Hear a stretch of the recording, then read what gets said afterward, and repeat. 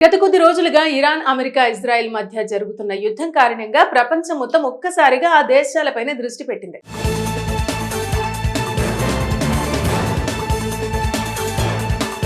ఎందుకంటే నెల రోజులుగా కొనసాగుతున్న యుద్ధం ప్రపంచ దేశాల ఆర్థిక స్థితిగతులను పూర్తిగా మార్చేస్తోంది. ఒకవైపు కొన్ని దేశాలు భారీగా లాభాలు అందుకుంటుంటే మరోవైపు కొన్ని దేశాలు ఆర్థిక ఒత్తిడిలోకి జారిపోతున్నాయి.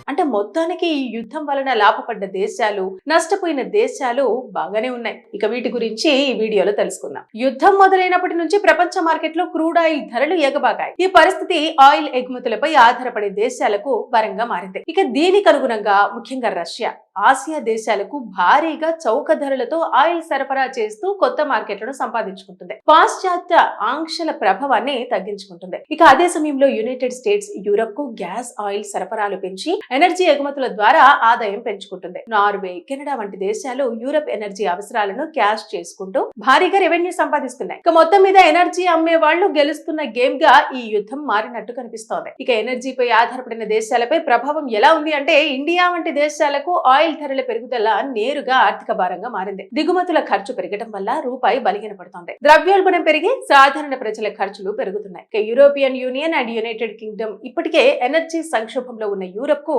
ఇది డబుల్ షాక్ అటువంటిది. ఎందుకంటే ఇండస్ట్రీల ఖర్చులు పెరిగి వృద్ధి మందగిస్తోంది. ఇక జపాన్ కు పూర్తి స్థాయిలో దిగుమతులపై ఆధారపడటం వల్ల ఫ్యాక్టరీల నుంచి ఇళ్ల వరకు ఖర్చులు పెరిగిపోయాయి. South Korean auto, steel, electronics రంగాలు ఒత్తిడిలోకి వెళ్లాయి. గ్లోబల్ ఎగుమతులపై ప్రభావం పడుతోంది. ఇక చైనా తన స్ట్రాటజీతో నష్టాన్ని తగ్గించుకున్న దేశం.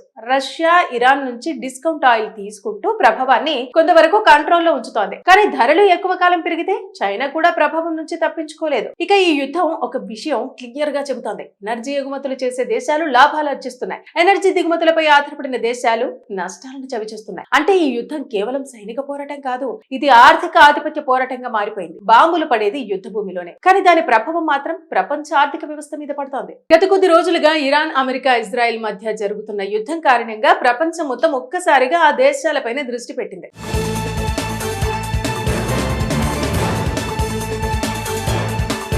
ఎందుకంటే నెల రోజులుగా కొనసాగుతున్న యుద్ధం ప్రపంచ దేశాల ఆర్థిక స్థితిగతులను పూర్తిగా మార్చేస్తోంది. ఒకవైపు కొన్ని దేశాలు భారీగా లాభాలు అందుకుంటుంటే మరోవైపు కొన్ని దేశాలు ఆర్థిక ఒత్తిడిలోకి జారిపోతున్నాయి.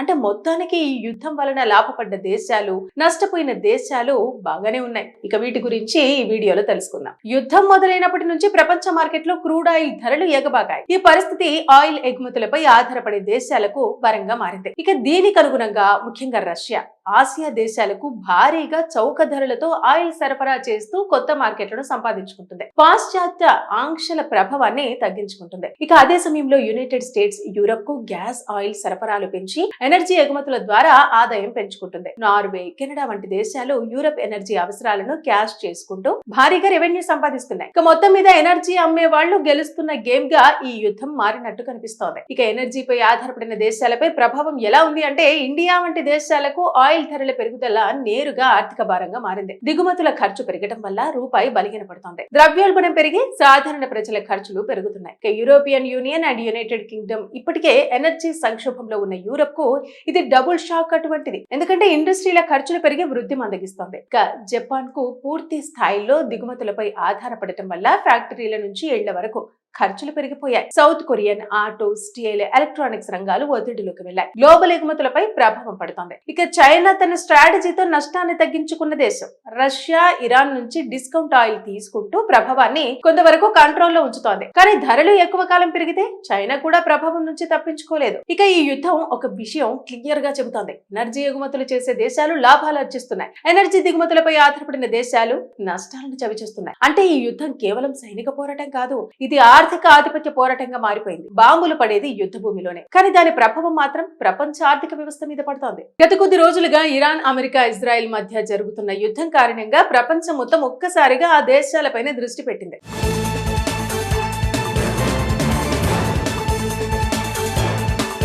ఎందుకంటే నెల రోజులుగా కొనసాగుతున్న యుద్ధం ప్రపంచ దేశాల ఆర్థిక స్థితిగతులను పూర్తిగా మార్చేస్తోంది. ఒకవైపు కొన్ని దేశాలు భారీగా లాభాలు అందుకుంటుంటే మరోవైపు కొన్ని దేశాలు ఆర్థిక ఒత్తిడిలోకి జారిపోతున్నాయి.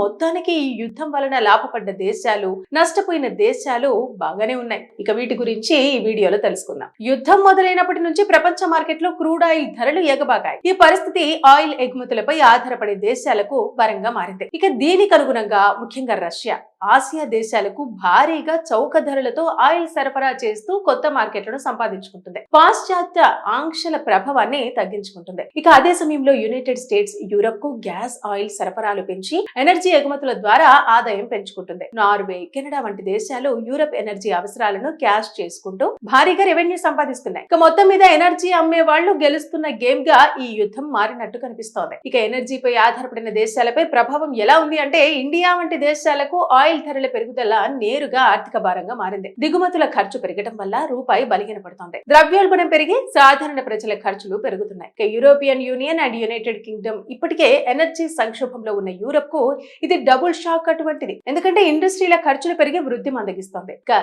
జపాన్ కు పూర్తి స్థాయిలో దిగుమతులపై ఆధారపడటం వల్ల ఫ్యాక్టరీల నుంచి ఇళ్ల వరకు ఖర్చులు పెరిగిపోయాయి. South Korean auto, steel, electronics రంగాలు ఒత్తిడిలోకి వెళ్లాయి. గ్లోబల్ ఎగుమతులపై ప్రభావం పడుతోంది. ఇక చైనా తన స్ట్రాటజీతో నష్టాన్ని తగ్గించుకున్న దేశం.